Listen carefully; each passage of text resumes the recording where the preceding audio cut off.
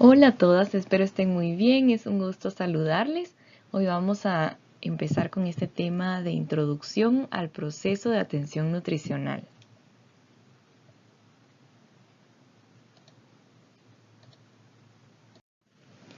El proceso de atención nutricional al que nos vamos a estar refiriendo a lo largo del curso parte de este modelo propuesto por la Academia de Nutrición y Dietética de Estados Unidos en 2002-2003 más o menos, aunque ya venía basándose en ciertas propuestas de ciertas nutricionistas profesionales de más o menos mediados de la década de los 70.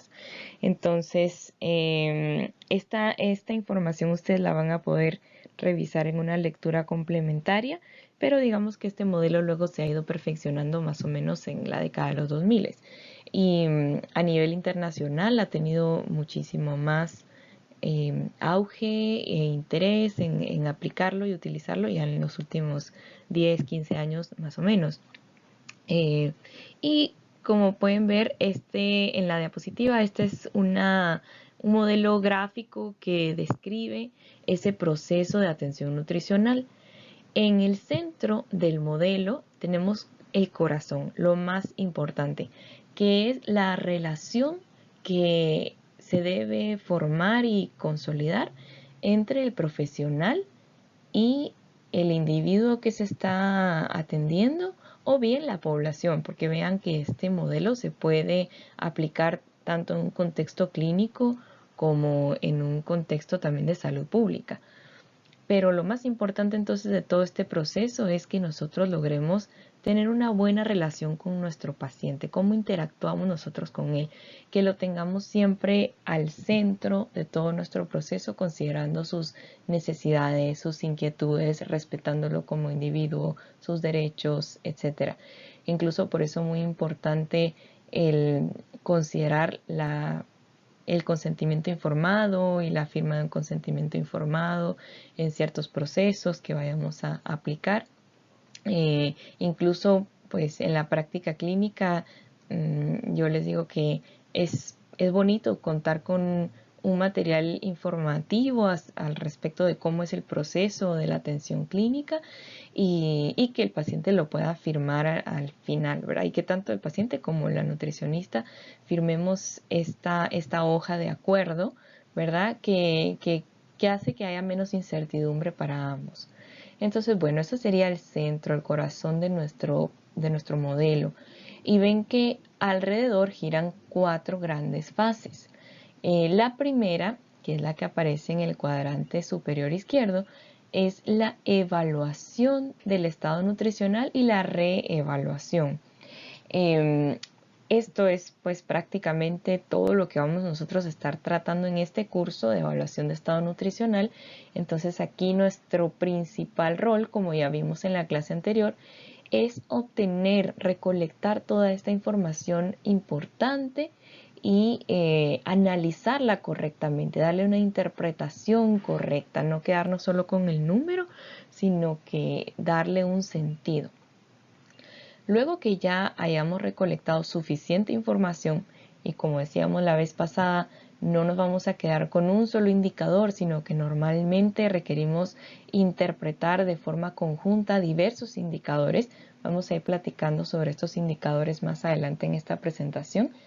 Pero luego que ya tengamos suficiente información, ya podemos tener claridad de cuáles son los problemas nutricionales que tiene nuestro paciente.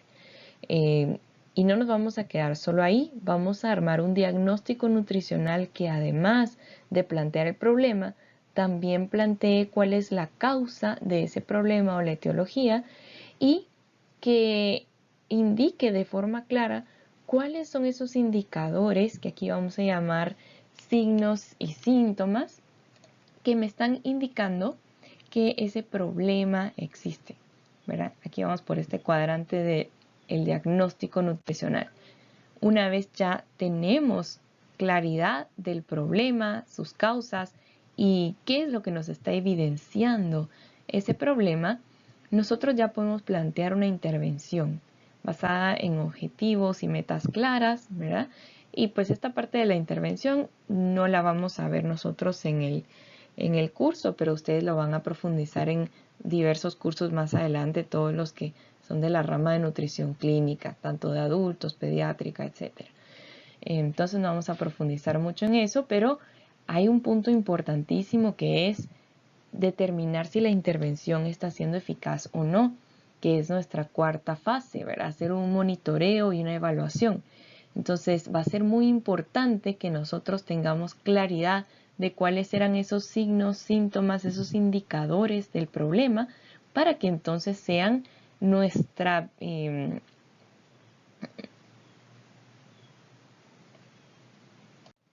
nuestra brújula, ¿verdad? Hacia si estamos bien o no.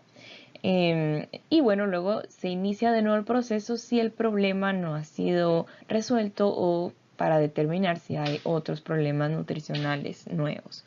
Y pueden observar que alrededor de este proceso, o sea que digamos que el proceso básicamente son estas 4 fases, pero alrededor del proceso es indispensable que el profesional de la nutrición cuente con suficiente conocimiento, pero que también tenga la capacidad de formar equipo multidisciplinario y colaborar con otros profesionales, porque sabemos que los problemas de salud y de incluso el estado nutricional del paciente son complejos, a veces la causa no es nutricional, o a veces detectamos que debemos referir al paciente, pues entonces es fundamental esa colaboración, incluso también colaboración entre nutricionistas, ¿verdad? Que cada vez más nos vamos especializando cada una en diferentes ramas de la nutrición, entonces también saber colaborar entre nosotras, referirnos pacientes, etcétera.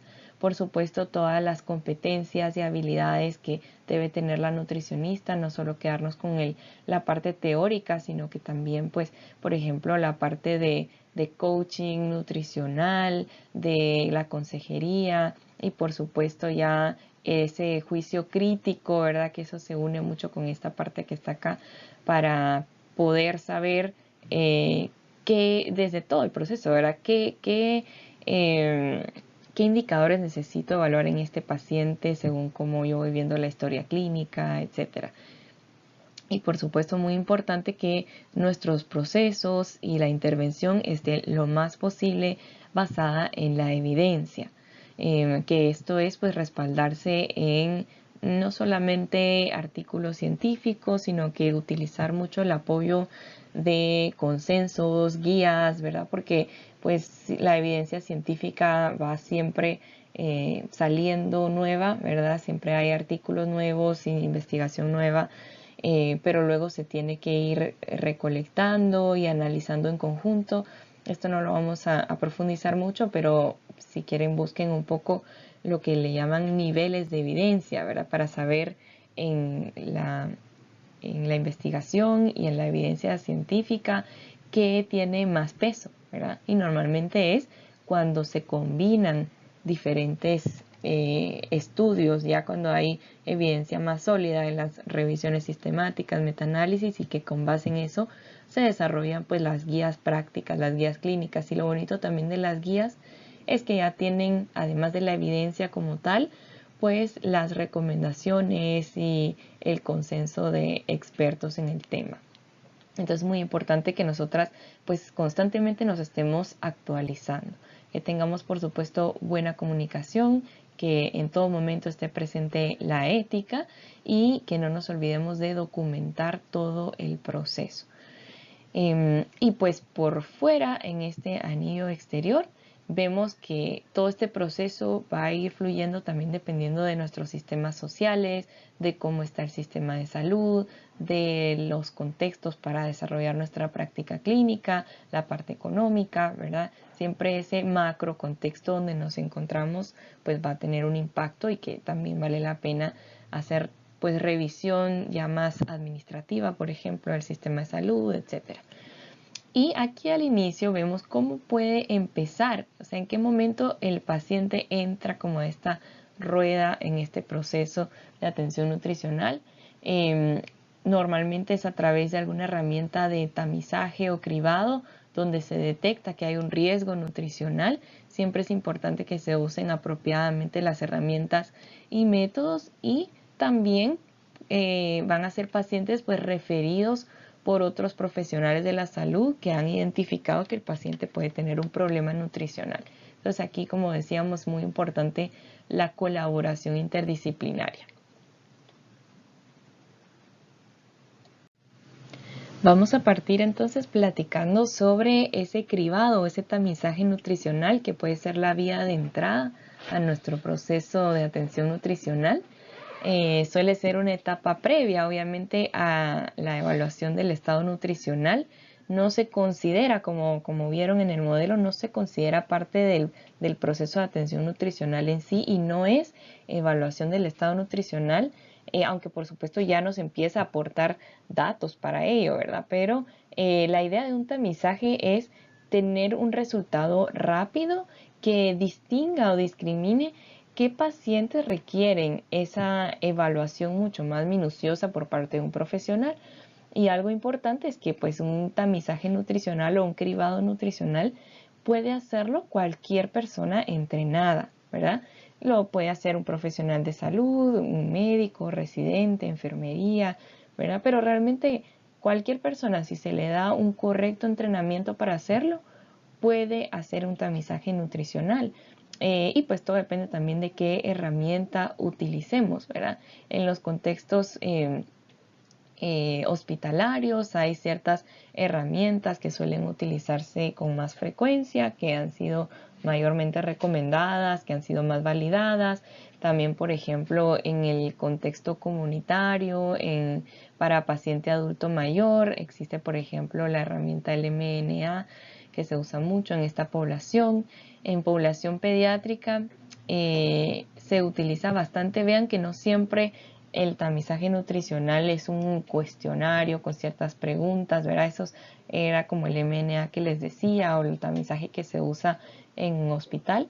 Pero también podemos llamar tamizaje nutricional a un método como por ejemplo este, que es la cinta de Shakir, que a través de la medición de la circunferencia braquial o circunferencia media del brazo, nosotros podemos tener rápidamente una noción de si existe o no desnutrición en el niño, sobre todo en niños menores de 5 años, ¿verdad? Ya hablamos la clase pasada sobre qué es el concepto de desnutrición. Entonces podemos ver aquí cómo incluso de una forma muy gráfica con colores podemos ver no solamente si hay desnutrición en el niño, sino la severidad, porque en un color amarillo pues va a ser una desnutrición moderada, y en un color rojo nos va a indicar desnutrición severa, y por supuesto si sale en verde es que el niño pues no presenta desnutrición. Entonces esto nos facilita mucho la vida porque, por ejemplo, tanto en contexto comunitario como hospitalario, o sea, las poblaciones eh, son grandes y tenemos que hacer esta distinción porque los profesionales de la nutrición pues no se dan abasto para evaluarlos minuciosamente a todos, y no es necesario, ¿verdad? El paciente que esté bien nutrido, no presente riesgos, pues no hace falta, ¿verdad?, que tenga esa intervención. Ya se podría plantear intervenciones más colectivas, educación nutricional, etcétera, pero para optimizar ese recurso humano, esos profesionales de la nutrición que van a estar limitados con respecto a la población total que hay que atender,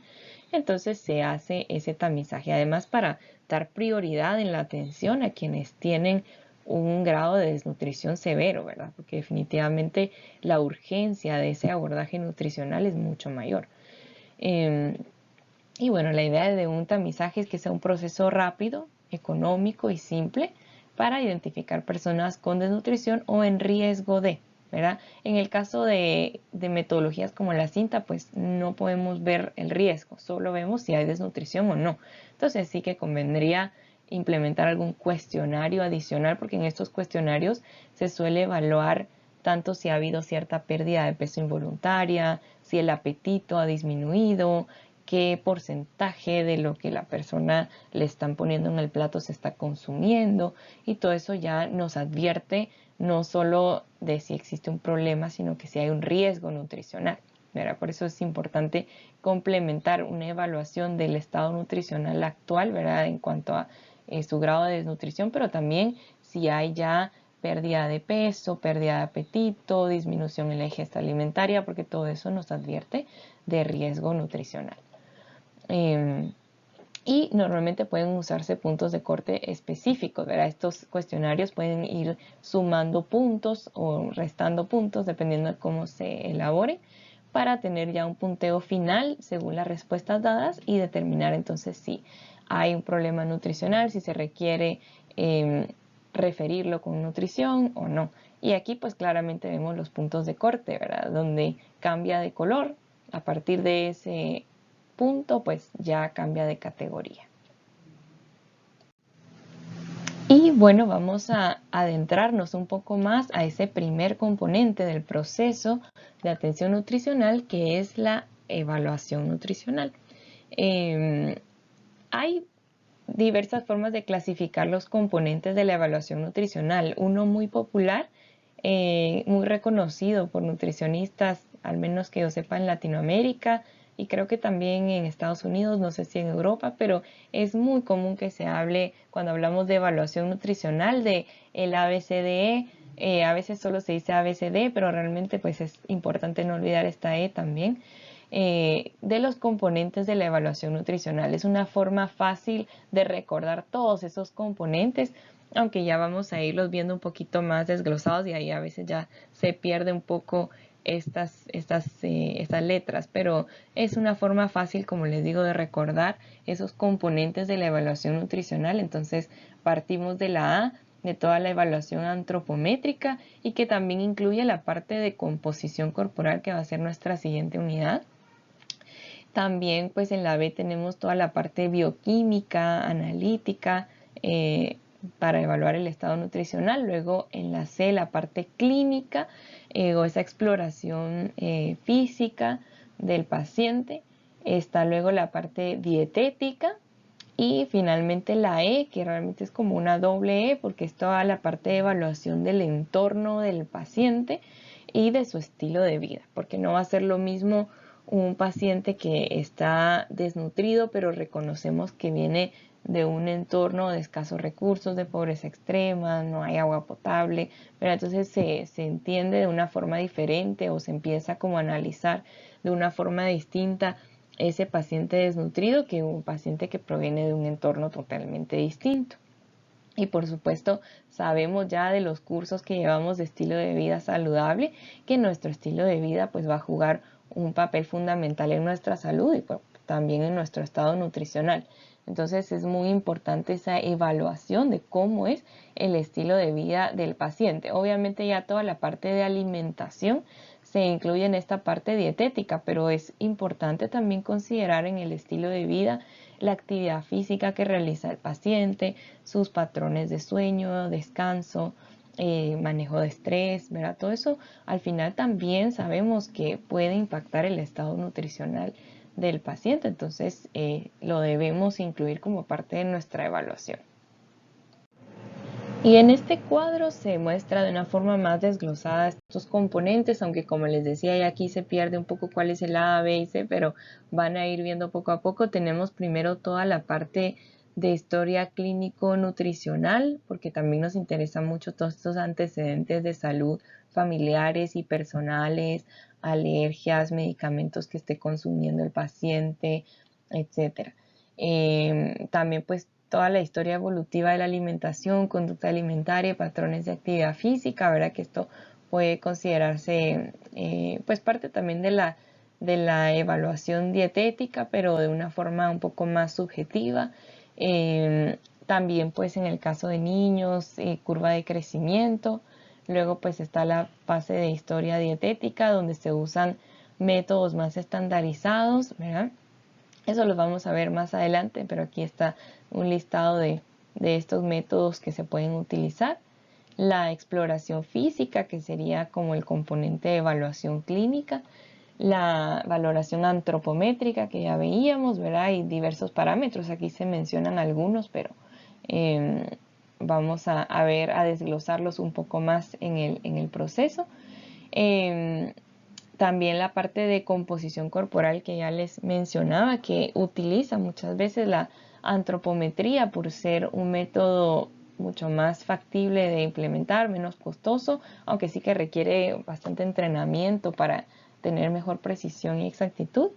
Y la bioimpedancia eléctrica, aunque también hay otros métodos importantes y que cada vez están teniendo más relevancia, como la ultrasonografía, ¿verdad? Que también es otro método importante de valoración de la composición corporal en la práctica clínica, porque también vamos a ver que a nivel de investigación, a nivel más de laboratorio, hay otras técnicas mucho mejores, más exactas, conocidas, digamos, como gold standard o estándar de oro, para valorar la composición corporal, pero que por sus costos pues no suelen ser utilizadas regularmente en la práctica clínica.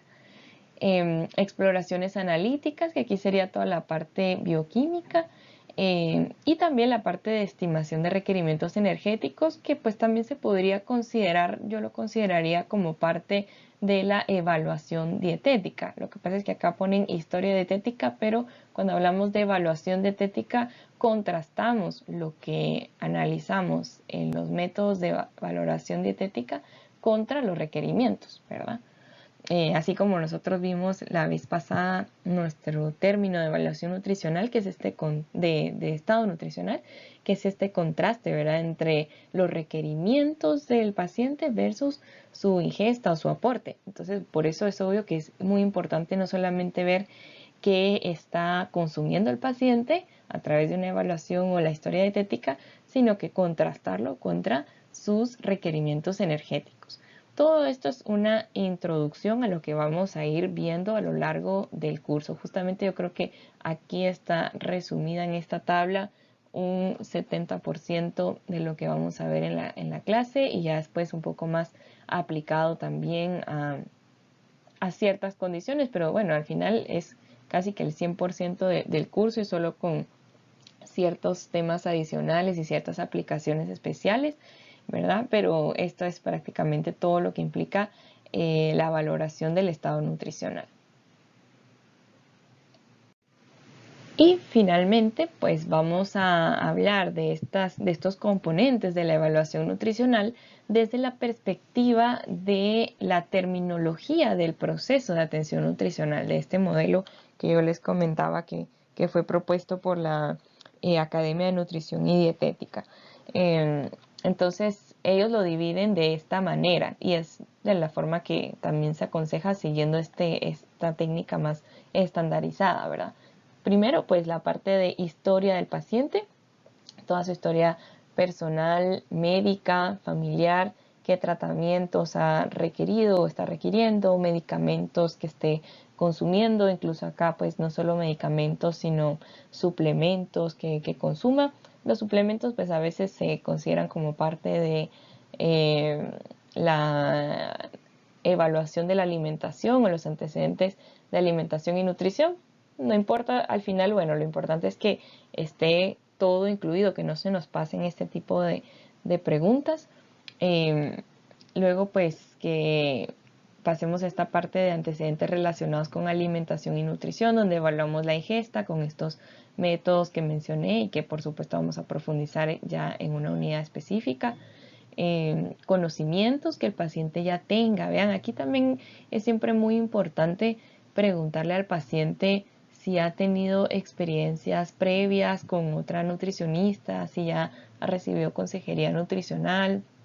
Se le puede preguntar directamente o en algún formulario inicial, ¿verdad? Cuente qué tanto es su nivel de conocimiento sobre nutrición, si tiene alguna patología, consultarle si conoce la relación entre esa patología y su estilo de vida y su alimentación, porque es muy importante partir de lo que el paciente ya sabe, identificar también brechas en el conocimiento, porque ya vamos a ir viendo cuando entremos a la parte de diagnósticos y todo esto, que un problema nutricional puede ser la falta de conocimiento, ¿verdad? O el desconocimiento sobre algún tema. Entonces es sumamente importante saber en qué nivel de conocimiento se encuentra el paciente.